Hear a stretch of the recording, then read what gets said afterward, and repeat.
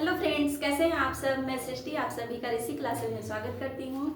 आज हम क्लास 10 के एक इम्पॉर्टेंट टॉपिक प्रकाश के परावर्तन तथा अपवर्तन के बारे में अध्ययन करेंगे, जो कि बोर्ड एग्जाम में 5 नंबर का आता है और ये एक महत्वपूर्ण टॉपिक है जो कि हर बार बोर्ड एग्जाम में आता है।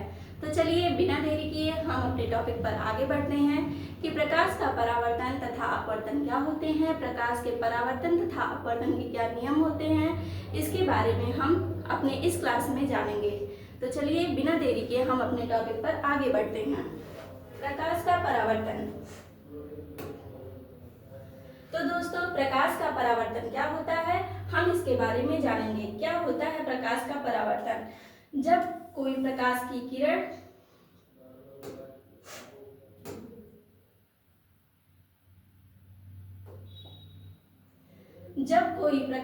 किरण किसी पॉलिशदार या चिकने तल पर गिरता है, यानी कि जब कोई जो प्रकाश की किरण है किसी चिकने या पॉलिशदार सतह पर गिरती है, तो उस प्रकाश का जो अधिकांश भाग होता है उसी माध्यम में वापस लौट जाता है। जो प्रकाश का अधिकांश भाग होता है किसी चिकने या पॉलिशदार सतह से टकरा करके उसी माध्यम में वापस लौट जाता है। प्रकाश के चिकने तल से टकरा करके लौटने की जो यह प्रक्रिया होती है उसे ही हम क्या कहते हैं, प्रकाश का परावर्तन, यानी कि रिफ्लेक्शन ऑफ लाइट। यानी जब कोई प्रकाश किरण किसी चिकने या पॉलिशदार सतह पर गिरती है तो उसका जो अधिकांश भाग होता है उस चिकने और पॉलिशदार सतह से टकरा करके उसी माध्यम में वापस लौट जाता है। प्रकाश की जो यह घटना होती है, यानी कि किसी चिकने या पॉलिशदार सतह से टकरा करके वापस लौटने की जो ये घटना होती है उसे ही हम प्रकाश का परावर्तन कहते हैं। अब हम देखते हैं कि प्रकाश के परावर्तन के क्या नियम होते हैं। दोस्तों, प्रकाश के परावर्तन के निम्नलिखित 2 नियम होते हैं जो कि बहुत ही इम्पोर्टेंट है। पहला नियम क्या होता है, आपतित किरण आपतन बिंदु पर अभिलंब तथा परावर्तित किरण तीनों एक ही तल में होते हैं। यानी कि जो अब हम देखते हैं फिगर से इसको कि आपतित किरण आपतन बिंदु पर अभिलंब तथा परावर्तित किरण क्या होता है। पहली बात तो ये जानिए, आपतित किरण क्या होता है। जो किरण किसी चिकने या पॉलिशदार सतह पर आकर गिरती है उसे हम आपतित किरण कहते हैं, तथा उस चिकनेदार या पॉलिशदार सतह से टकरा करके वापस जिस माध्यम में वो चली जाती है, वापस उसी माध्यम में जो चली जाने वाली प्रकाश की किरण होती है उसे हम परावर्तित किरण कहते हैं। और इन दोनों के बीच में जो लंबवत रेखा होती है उसे अभिलंब कहते हैं। आप लोग को फिगर में दिख रहा होगा दोस्तों कि आपतित किरण आपतन बिंदु पर अभिलंब तथा परावर्तित किरण तीनों एक ही बिंदु पर और एक ही तल में है। जैसा कि हमारा फर्स्ट नियम बताता है कि आपतित किरण आपतन बिंदु पर अभिलंब तथा परावर्तित किरण जो है तीनों एक ही तल में होते हैं, ऐसा हमारे फिगर में भी स्पष्ट हो रहा है। आपतित किरण आपतन बिंदु पर अभिलंब तथा परावर्तित किरण तीनों एक ही तल में एक बिंदु पर मिल रहे हैं। अब हम अपने प्रकाश के परावर्तन के दूसरे नियम को देखते हैं। प्रकाश के परावर्तन का जो दूसरा नियम है वो कहता है परावर्तन कोण सदैव आपतन कोण के बराबर होता है। यानी कि दोस्तों, जो हमारा परावर्तन कोण का मान होता है, जैसे कि परावर्तन कोण आपतन कोण क्या होता है, जो आपतित किरण है अभिलंब के साथ जो कोण बनाती है उसे हम आपतन कोण कहते हैं, तथा परावर्तित किरण अभिलंब के साथ जो कोण बनाती है उसे हम परावर्तन कोण कहते हैं। इन दोनों का जो मान होता है सदैव बराबर होता है। ऐसा कभी नहीं होता है कि आपतन कोण का जो मान है वो परावर्तन कोण के मान से भिन्न हो। यानी कि आपतन कोण का मान सदैव ही परावर्तन कोण के बराबर होता है। अब हम इसको देखते हैं कि इसको गणितीय रूप में कैसे लिखते हैं। माना कि आपतन कोण I है तथा परावर्तन कोण का जो मान है वो R है, तो प्रकाश के दूसरे नियम से आपतन कोण जो होता है वो परावर्तन कोण के बराबर होता है। अब हम आपतन कोण को I से तथा परावर्तन कोण को R से व्यक्त किए हैं, तो इसको हम कोण I = कोण R लिख सकते हैं। तो दोस्तों, प्रकाश के परावर्तन का नियम क्या होता है? फर्स्ट नियम क्या होता है? आपतित किरण आपतन बिंदु पर अभिलंब तथा परावर्तित किरण तीनों एक ही तल में होते हैं। और दूसरा नियम क्या कहता है? आपतन कोण यानी कोण आई तथा परावर्तन कोण जो होता है कोण आर, दोनों ही हमेशा बराबर होते हैं। ऐसा कभी नहीं होता है कि मतलब आपतन कोण का मान परावर्तन कोण से भिन्न हो, ये हमेशा ही सदैव ही बराबर होंगे। अब हम दोस्तों अपने अगले टॉपिक प्रकाश के अपवर्तन के बारे में अध्ययन करेंगे। प्रकाश का अपवर्तन क्या होता है ये हम अपने नेक्स्ट टॉपिक में देखते हैं।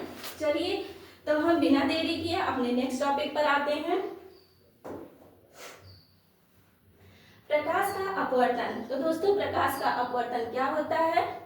जब कोई प्रकाश किरण एक माध्यम से दूसरे माध्यम में जाती है तो वो अपने मार्ग से विचलित हो जाती है। यानी कि जब कोई प्रकाश किरण एक माध्यम से दूसरे माध्यम में जाएगी तो उसके मार्ग में जो होता है वो थोड़ा सा विचलन हो जाता है। मार्ग में विचलन होने की यह जो घटना होती है उसे ही हम प्रकाश का अपवर्तन कहते हैं। तो दोस्तों प्रकाश का अपवर्तन क्या होता है? जब कोई प्रकाश किरण किसी एक माध्यम से दूसरे माध्यम में जाती है तो वो प्रकाश किरण जो होती है अपने मार्ग से थोड़ा विचलित हो जाती है। प्रकाश के इस विचलन की घटना को ही हम प्रकाश का क्या कहते हैं? अपवर्तन कहते हैं। जैसा कि आप लोग फिगर में देख रहे होंगे कि प्रकाश का अपवर्तन कैसे समझा जा सकता है। ये हमारा आपतित किरण है, ये विरल माध्यम है और ये सघन माध्यम है। तो आपतित किरण विरल माध्यम से जब सघन माध्यम में आती है तो अपवर्तन के पश्चात किरण का जो होता है वो किरण अभिलंब की ओर झुक जाती है, क्योंकि यह किरण विरल माध्यम से सघन माध्यम में आ रही है। और जब हम यही किरण सघन माध्यम से विरल माध्यम में आती है तो अपवर्तन के पश्चात जो अपवर्तित किरण है वो अभिलंब से दूर हट जाती है। तो आप लोग फिगर में देख रहे होंगे दोस्तों कि जब आपतित किरण एक माध्यम से दूसरे माध्यम में जाती है तो उसके मार्ग में विचलन उत्पन्न हो जाता है। प्रकाश की जो यह घटना होती है, यानी जब प्रकाश किरण एक माध्यम से दूसरे माध्यम में जाती है तो जो उसके मार्ग में यह विचलन की घटना होती है इसे ही हम प्रकाश का अपवर्तन कहते हैं। अब हम देखते हैं आगे दोस्तों प्रकाश के अपवर्तन के क्या नियम होते हैं, यानी कि प्रकाश के अपवर्तन में क्या नियम होते हैं इसको हम नेक्स्ट टॉपिक में देख रहे हैं। प्रकाश के अपवर्तन के नियम। दोस्तों प्रकाश के अपवर्तन के दो नियम महत्वपूर्ण हैं। फर्स्ट नियम क्या होता है इसका? आपतित किरण अपवर्तित किरण तथा आपतन बिंदु पर अभिलंब तीनों एक ही तल में होते हैं। यानी कि जैसा कि आपने पिछले फिगर में अभी देखा है, आपतित किरण आपतन बिंदु पर अभिलंब तथा अपवर्तित किरण तीनों एक ही तल में हैं और एक ही बिंदु पर मिल रहे हैं, जिससे हमारे फर्स्ट नियम को स्पष्ट किया जा सकता है। अब हम प्रकाश के दूसरे नियम को देखते हैं।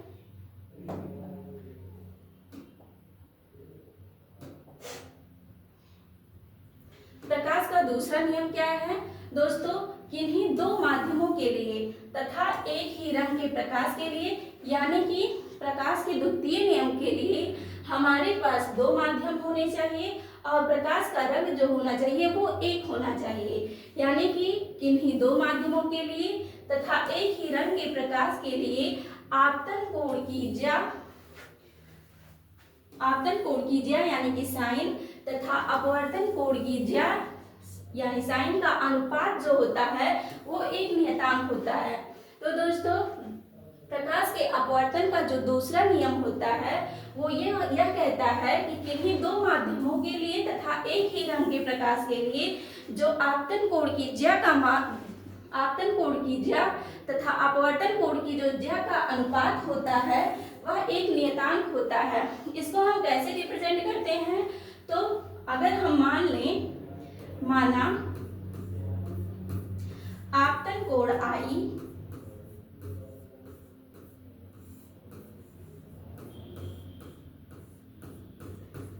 तथा अपवर्तन कोण अपवर्तन कोण R है,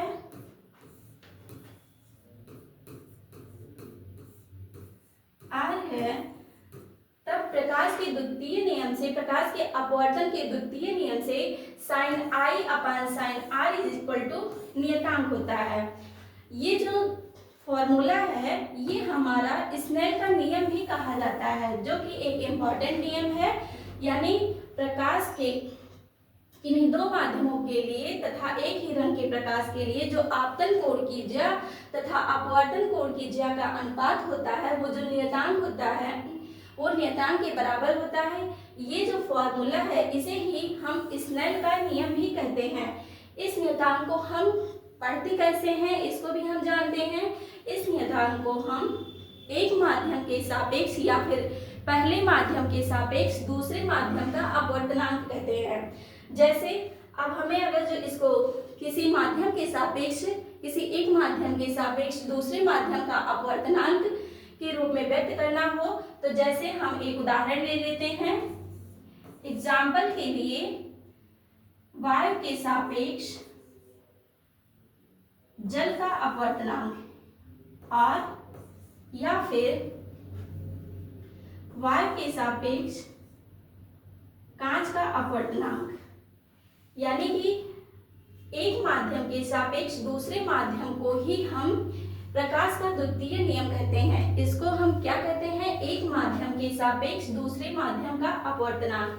तो दोस्तों प्रकाश के अपवर्तन का जो दूसरा नियम है वो क्या कहता है कि इन्हीं दो माध्यमों के लिए तथा एक ही रंग के प्रकाश के लिए जो आपतन कोण की ज्या तथा अपवर्तन कोण की ज्या का जो अनुपात होता है वह एक नियतांक होता है।